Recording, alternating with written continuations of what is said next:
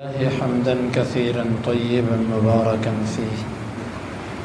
اللهم صل وسلم على نبينا محمد.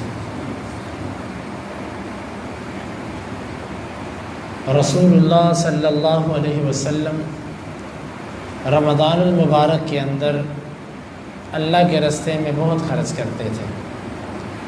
اس طرح خرچ کرتے تھے کہ جیسے کوئی تیز آندھی اور تیز ہوا چلتی ہے. آپ صلی اللہ علیہ وسلم اس طریقے سے رمضان میں خرچ کرتے تھے. اس کی حکمت حقیقت میں تو اللہ رب العالمین کو معلوم ہے، یا اس نے اس سے اپنے نبی کو آگاہ کیا ہوگا. لیکن بظاہر جو سمجھ آتی ہے بات وہ یہ ہے، اللہ کے راستے میں دینے سے، خرچ کرنے سے انسان کے دل سے بخل اور لالچ اور اس طرح کی کئی چیزیں نکل جاتی ہیں. آپ صلی اللہ علیہ وسلم نے فرمایا کہ ایمان کے ساتھ بخل جمع نہیں ہوتا، مومن بخیل نہیں ہوتا. تو رمضان کے اندر ایک بدنی طور پر بھوک کے ساتھ صبر پیدا کرنا اور مال خرچ کر کے اپنے سے لالچ اور بخل اور اس طرح کی عادات کو ختم کرنا، یہ مقصد ہوتا ہے. گویا کہ رمضان کے مقاصد جس چیز سے حاصل ہوتے ہیں اس میں ایک اہم مقصد اللہ کے راستے میں خرچ کرنا ہے. ہر بندے کو اس مہینے میں خرچ کرنا چاہیے. یقیناً روزہ رکھنا بھی ایک عبادت ہے، اس میں قرآن کی تلاوت کثرت سے کرنا بھی عبادت ہے، لیکن اس میں انفاق فی سبیل اللہ، اللہ کے راستے میں خرچ کرنا بھی عبادت ہے. ہم میں یہ تصور پایا جاتا ہے کہ خرچ کرنا اس کا کام ہے جس کے پاس پیسے ہیں.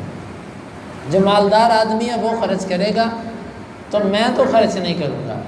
میرے بھائی، آپ 10 روپے تو خرچ کر سکتے ہیں، آپ 100 روپیہ خرچ کر سکتے ہیں، آپ 50 روپے خرچ کر سکتے ہیں. آپ جو کر سکتے ہیں اللہ کے راستے میں کیجیے. آپ کسی ایک بندے کو اپنے گھر سے کھانا کھلا دیجیے، صبح کے ٹائم کا کھانا، رات کے ٹائم کا کھانا.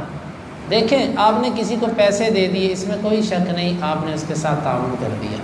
لیکن آپ کے گھر سے جب کھانا پک کے کسی بندے کو کھلایا جاتا ہے، آپ کو پتہ ہے اس کے اثرات کیا ہوتے ہیں. آپ کے گھر میں اس کھانے میں برکت، آپ کے بچوں کو پتہ چلتا ہے کہ میرے والد نے یہ نیکی کی ہے. آپ کی اہلیہ جو پکاتی ہے اس کو پکانے پر اجر الگ ملا. اس میں کتنے اجر شامل ہوں گے، جس میں سب سے بڑی چیز آپ کے بچوں کی تربیت ہے. آپ کے بچوں کو یہ بات سمجھ آئی کہ اللہ کے راستے میں دینا ہے، میرے والد محترم بھی دیا کرتے تھے. تو اللہ تعالیٰ کے راستے میں خرچ کرنے کی مختلف صورتیں ہیں. صرف زکوٰۃ نہیں، یا صاحب زکوٰۃ ہی خرچ نہیں کرے گا، بلکہ ہر بندہ اپنی جیب کے مطابق، اپنی وسعت کے مطابق اللہ کے راستے میں دینے کی عادت ڈالے. کسی نہ کسی طرح، کسی نہ کسی مد کے اندر وہ نکالے. جو زکوٰۃ دیتا وہ تو فرضی خرچہ ہے، وہ تو ہر ایک نے کرنا ہی کرنا ہے. لیکن عام صدقات کی مثال ایسے جیسے نفل اور سنتیں. فرض تو پڑھنے ہیں، لیکن فرض کی کمی کوتاہی اللہ تعالیٰ سنتوں کے ذریعے پوری کرتا ہے. فرضی زکوٰۃ اس کی کمی کوتاہی عام صدقات کے ذریعے پوری ہوتی ہے. تو یہ ایسا مہینہ ہے، اس میں ہمیں ہر طرح نیکی کے اندر شریک ہونے کی کوشش کرنی چاہیے. چاہے کسی بندے کو کھانا کھلا کر شریک ہو، چاہے مسجد کے کسی نہ کسی معاملے کے اندر، یا اپنے خاندان میں، برادری میں، گلی محلے میں مسجد کے نمازیوں میں سے کوئی ایسا ہے تو اس کے ساتھ کسی نہ کسی طرح ہم تعاون کر کے شریک ہو جائیں. تو یہ عبادت ہے، ایک مستقل الگ عبادت ہے. اس کا تعلق صرف امیر سے نہیں ہے. آپ نے وہ واقعہ سنا ہے کہ جب اللہ کے نبی صلی اللہ علیہ وسلم نے اعلان کیا جہاد کے لیے کہ ہمیں اس کے لیے تعاون چاہیے، تو اس میں بعض صحابہ کرام ایسے تھے کہ جنہوں نے ساری رات کنویں سے پانی نکالا. ایک یہودی کے کنویں میں کام کیا، اس کے باغ میں پانی نکالا، اور جو تھوڑی سی کھجوریں ملی وہ لا کر چپکے سے ڈر کے مارے اللہ کے راستے میں رکھ دی. منافقین اس کے اوپر مذاق اڑانے لگے کہ لو، اتنی کھجوروں سے اللہ اور اس کے رسول بے پرواہ ہیں، اتنے صدقے کی ان کو کیا ضرورت ہے.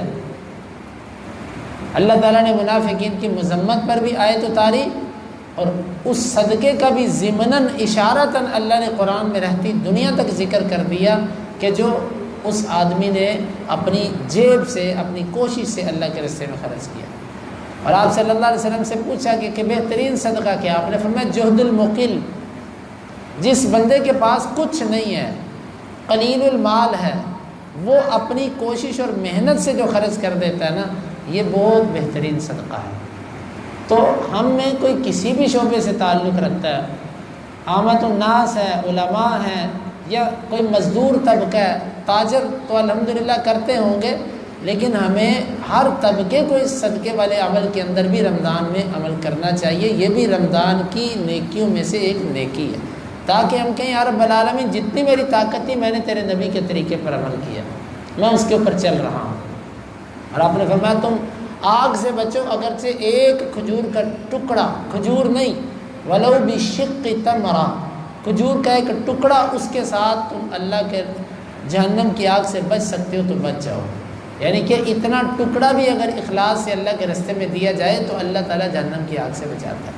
اور پھر صدقے کی وجہ سے برکت آتی ہے، اللہ تعالیٰ تنگیاں دور کرتا ہے۔ اور اکثر طور پر جن کے پاس اتنے وسائل نہیں ہوتے، ان کی تنگیاں دل کی ہوتی ہیں، دل میں بس یہ بات بیٹھی ہے، میں غریب ہوں، میں غریب ہوں، میں خرچ نہیں کر سکتا، میرے پاس کچھ نہیں ہے۔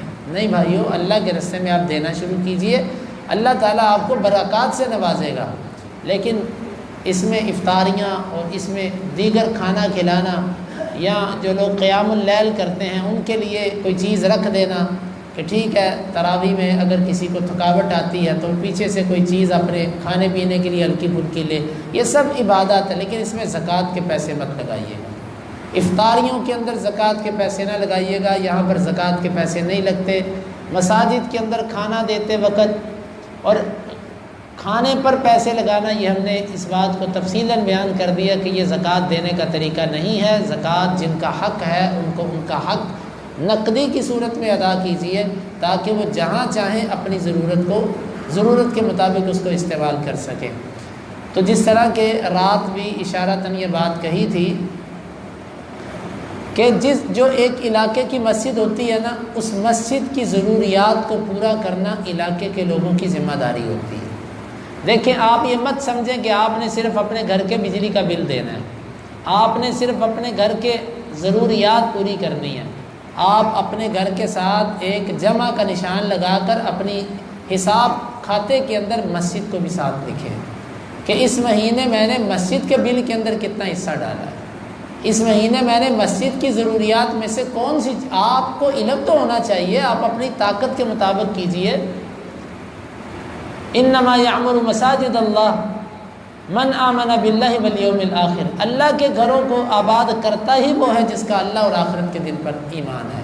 آپ دیکھیں مسجد کی کون سی چیز کی ضرورت ہے، کون سی چیز آپ اللہ کے گھر کا خیال کریں گے تو کیا اللہ رب العالمین آپ کا خیال نہیں کرے گا؟ دنیا میں بھی اور آخرت میں بھی اللہ تعالیٰ آپ کیا خیال کرے گا؟ تو ہمیں علم ہونا چاہیے کہ مسجد کی ضروریات کیا ہے۔ جس ماہ گھر کے اندر مہمان آئے اس ماہ گھر کا خرچہ زیادہ ہوتا ہے، بندہ کرتا ہے۔